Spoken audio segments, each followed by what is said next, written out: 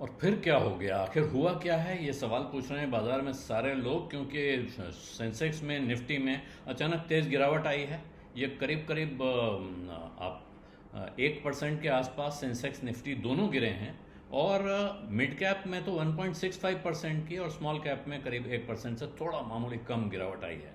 ये ज़बरदस्त गिरावट चारों तरफ, क्यों 1-1% कह रहा हूँ मैं, तो उससे शायद समझ में नहीं आ रहा है, लेकिन सेंसेक्स में 873 पॉइंट की गिरावट है, निफ्टी में 262 पॉइंट की गिरावट है, और कुल मिला के बाजार में 6 लाख करोड़ रुपए मार्केट कैप से स्वाहा हो गए एक दिन में।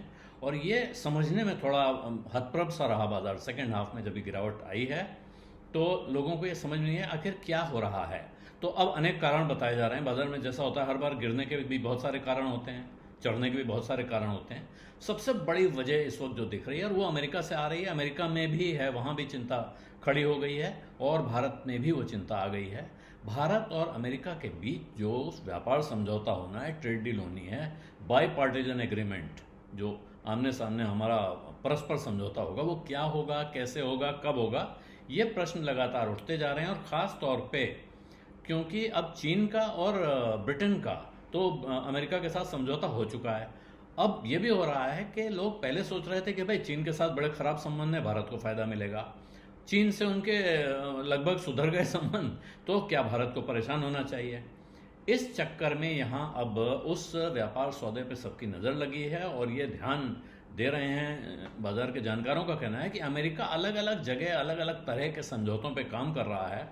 और इसीलिए अब जब तक ये क्लैरिटी नहीं आ जाएगी कि उसने किससे क्या समझौता कर लिया और फिर वो भारत से क्या समझौता कर रहा है, तब तक बाजार असमंजस में रहेगा, एक तरह से थोड़ा कहीं ऊपर नीचे होता हुआ झूलता रहेगा। और भारत की एक डील चल रही है, एक एजेंसी की रिपोर्ट है कि साहब एक 3 ट्रांचेस में डील होगी, 3 किश्तों में समझौता हो सकता है, और हो सकता है कि जुलाई तक एक अंतरिम समझौता हो जाए।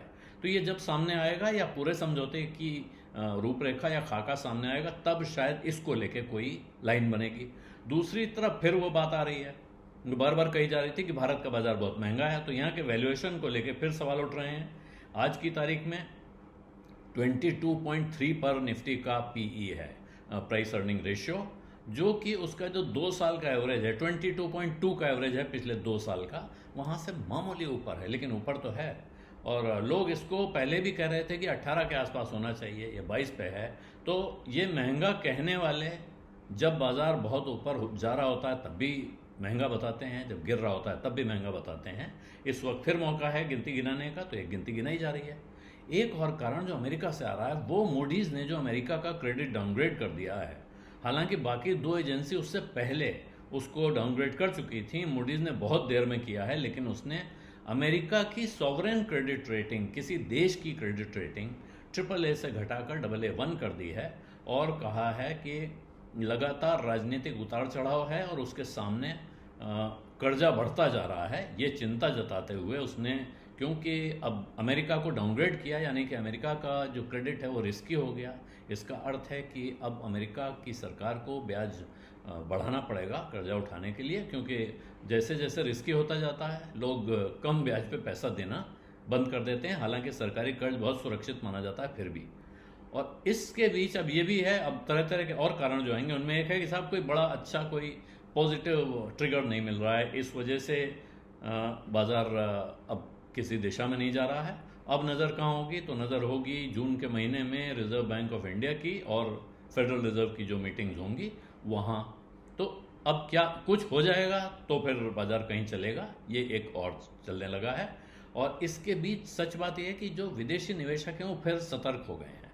उनके सतर्क होने का एक कारण मैंने बताया, अमेरिका में अगर क्रेडिट डाउनग्रेड हो रहा है तो वो फिर अपना पैसा कहाँ रखें, कहाँ से निकालें, किधर खिसकाएं, इसको लेके अगर उनकी चिंता शुरू हो गई है तो दूसरे बाजारों पर उनका ध्यान अपने आप हट जाता है।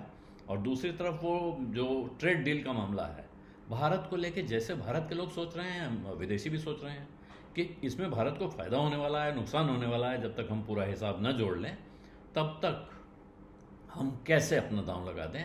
और इस बीच जानकार ये भी इशारा कर रहे हैं कि साहब अगर ध्यान दीजिए तो वापस चाइना की तरफ अट्रैक्शन बढ़ गया है, विदेशी निवेशकों का ध्यान चाइना पे वापस चला गया है, क्योंकि चीन के साथ उनका जो संबंध है वो एकदम बिगड़ा हुआ बर्बाद दिख रहा था, वहाँ से वापस पटरी पे आता हुआ दिख रहा है। हालांकि ये कोई बहुत लंबे दौर का ये कोई एक वो नहीं हो सकता है ट्रेंड, लेकिन कुछ समय के लिए हो सकता है कि वापस जो स्मार्ट मनी जिसको कहते हैं वो चीन की तरफ जाती हुई दिखाई दे, और इसकी वजह से भारत के बाजार पे भी असर दिख सकता है। विजिटा में आज इतना ही, विदा दीजिए, धन्यवाद, नमस्कार।